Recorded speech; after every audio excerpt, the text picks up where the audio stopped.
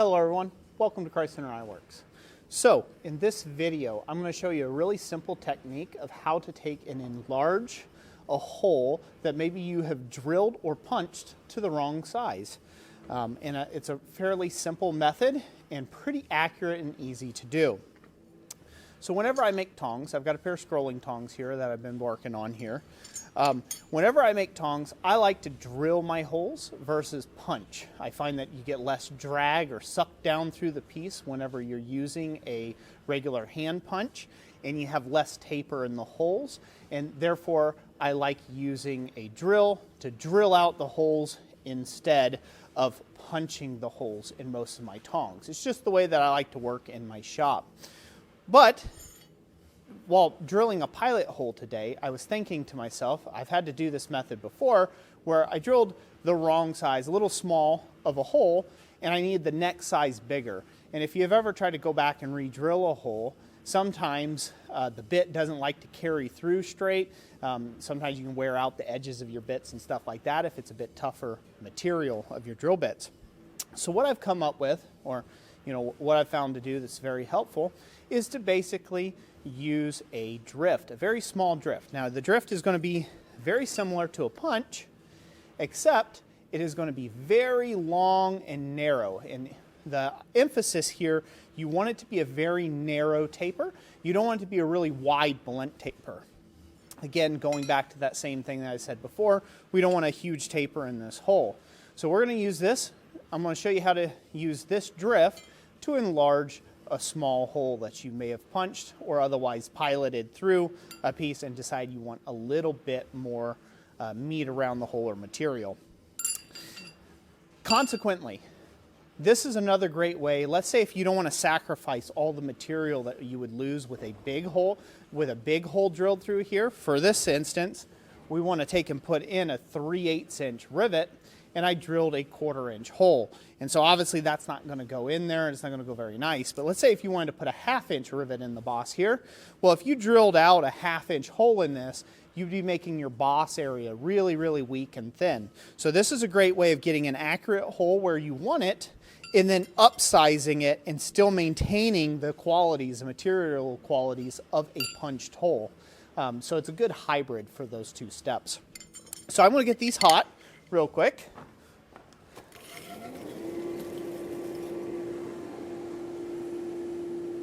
You don't need a lot of heat on these. You just need them to be about red in heat. Maybe a dull orange.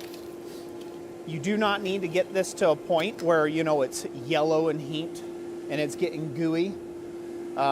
You don't need to get it super soft. You just need it to be warm enough that the material will move and open up.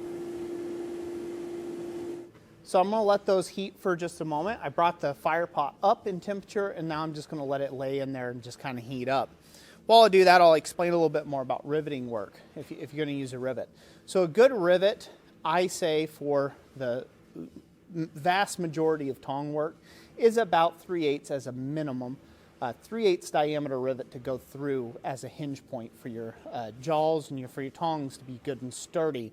1/2 inch is a bit better, but then again, on small tongs like these little small scrolling tongs, 1/2 inch would be too much. So really, 3/8 is about what you want. You want about a 3/8 inch diameter rivet. Now for the length of rivet, for people who don't know this already, it's always a question, how much should I leave outside the other end to upset into the head of a rivet? And that depends on what you want. Generally, if I'm just doing a flush rivet on the outside, or where I don't really care, I just need it to hold, but I don't need a nice big domed head, I just take a cube of material. So if it's 3/8 diameter, I leave 3/8 of an inch in length stuck out beyond the hole there. If it is 1/2 inch, it's 1/2 inch, that kind of thing, and that leaves a nice little head on the one side and an okay head on the other that can be filed off or ground and do flush riveting work or things like that. But generally, the agreed upon practice is you want 1.5 times the diameter. So whatever that diameter is, so 3/8, you do 1.5 times that is what you want sticking out the other side of the tongs in order to make and produce a domed head rivet. That's the formula for that. Say if you want a pyramid shaped rivet, you're going to have to come up with your own formula of what will actually work in your shop. But in any case, you want a nice rivet bucking tool to take and support the bottom of the head while you upset the others. But we'll get to that here in just a few moments. First, we're going to drift these open a little bit. And we're going to do this by simply going over the Pritchell hole of our anvil close to an edge. And we'll kind of just work around the hole to just even things out. Again, I'm not trying to go super crazy here. I'm just looking for this to upsize to 3/8 of an inch.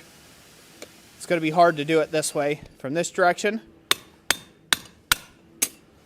But we're going to look for 3/8 of an inch. So I got to go a bit more than that, and I might end up having to heat this again to do that, and that's okay. Be a little more forceful with it. You just want to take your time and work this back and forth until you get a hole that your rivet just passes through while it's hot. You want it to go through fairly easy while it's hot. But you can see we've already enlarged that hole quite a bit compared to its counterpart. So I'll get that back hot in the oven there. I'll bring out my other half and I'll do the same thing. Whenever you're doing drifting work, remember, Rome wasn't built in a day. What you want to do is you want to go nice and slow with this. You want to take your time while you're driving this up. Don't get too crazy with it. Like I said, take your time.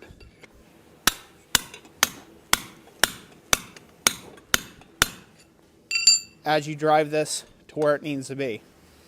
If you do too much too fast, that's when you start stressing out the material, and that's no good. So I almost get it through that way, so I just need to finish it on the outside, finish punching on that outside there. But you can see how quickly that works to enlarge that hole. And it also rounds out our boss area just a little bit more on a pair of tongs. This other one should be hot enough now. Like I said, just a light orange, you know, dull red, that sort of thing. That's what you're looking for.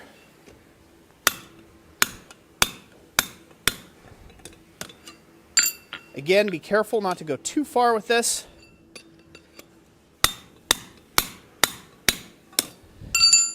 We are not trying to, you know, if you go too far, then you get a little sloppy hole, and you don't want that. So that goes right in. We got to straighten this up a fuzz.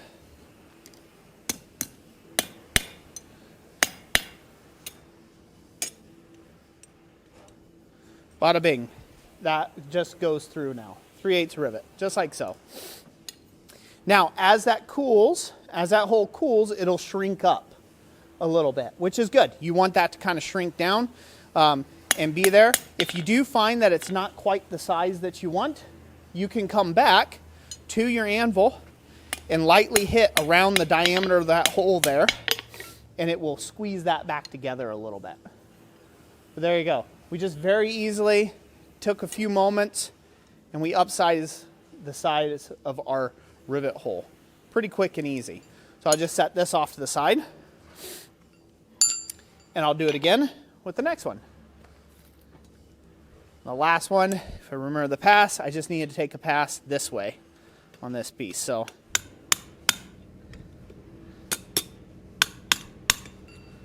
go like that. Give it another one through here.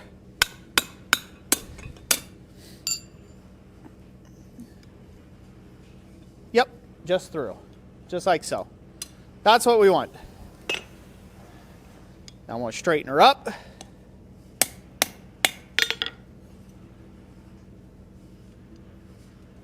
Without undoing everything I've just done. And then I'm going to let that cool. So as long as I let this cool naturally, if I let this cool nice and naturally at this point, I can put these together, I can slip that rivet through, and I can rivet it up. What you don't want to have is this nice and hot now. You don't want this to be nice and hot, and then you put a cold rivet in there and try to upset it, because all that's going to do is expand that hole even more, and you'll end up losing the rivet. But you can very quickly see how easily that makes a nice upsize from that 1/4 inch. Again, I could have kept going on this really long, narrow, tapered drift here, and I could have kept driving this all the way up to being 1/2 inch, 3/4 of an inch, or whatever, and it would just keep expanding around because I had enough material there, almost like a bottle opener, right? You know, I could just keep expanding that out until I get whatever size rivet I want, just by using, you know, more and more of the drift cross section. Now, where did I get this drift? Most of you probably assumed I made it, and yes, you'd be right.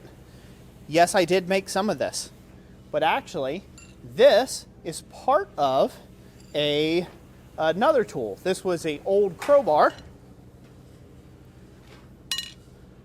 Look familiar? That I picked up at, I don't know where. I got it with a bunch of junk at a estate sale, I think it was. But do you see how I just cut that off there? And then I just ground that to a finer taper, and then just, you know, basically just kind of rehardened and tempered it.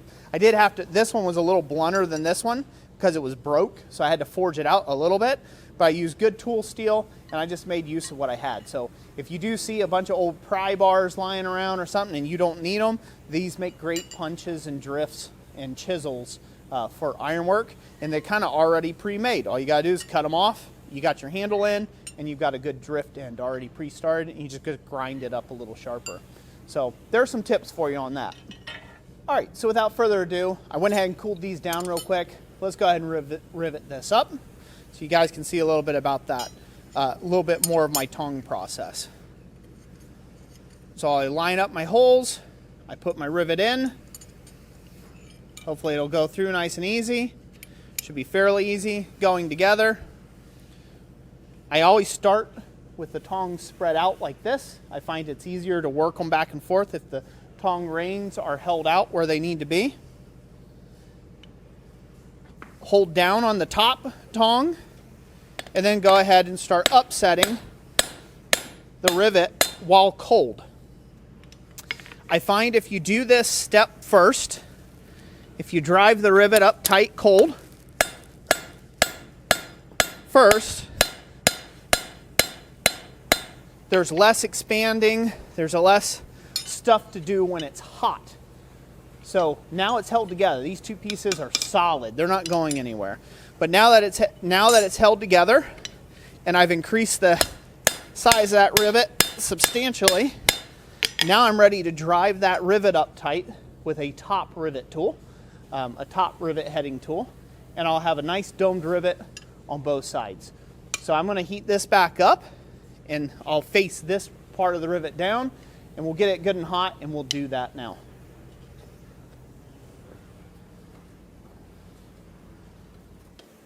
Okay, so out we come with it. It's a little hotter now. We'll set this right in there. I'm going to use my rivet heading tool, little set tool here. Try to just balance it on my legs if I can. And then we could just set this down. If we aim good enough, we could just make a really nice, just chase a really nice rivet head on there.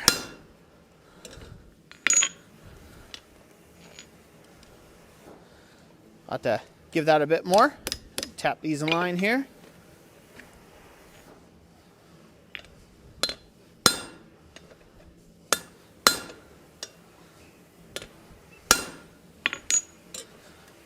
Take one more heat on that, but you guys can see how nice of a dome that makes. And by the time I'm done squatting that out, it should be about the size of the other head.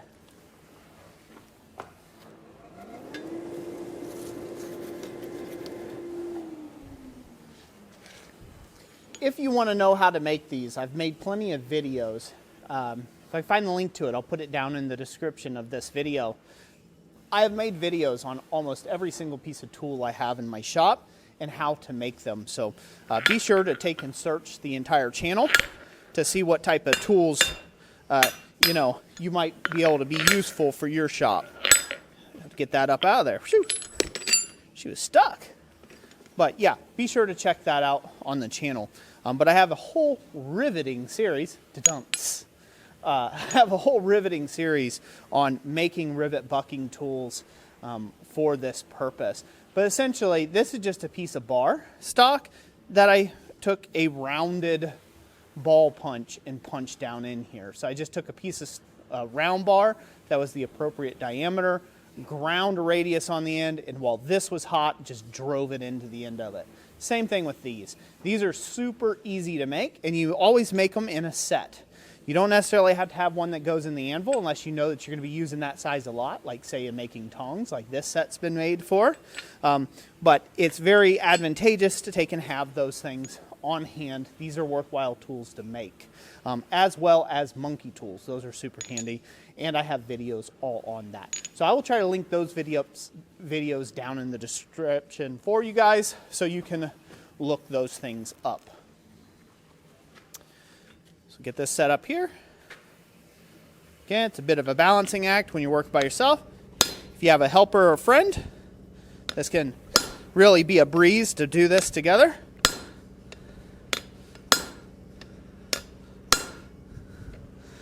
We'll get that down. There we go.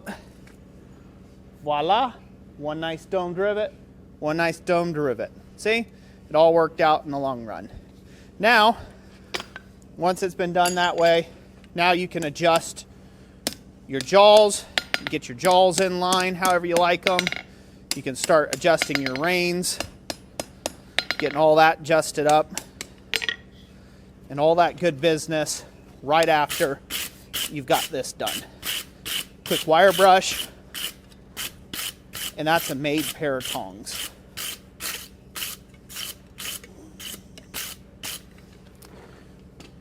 But as you can see, it took us no time at all to enlarge the size of the hole and potentially come back from an oopsie.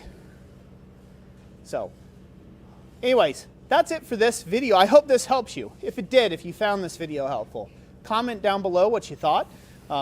If you knew about this little technique of enlarging holes or not, just let me know what you thought down in the comment section down below. Anyways, greatly appreciate you all watching the video. We'll talk to you and catch you on the next one. God bless.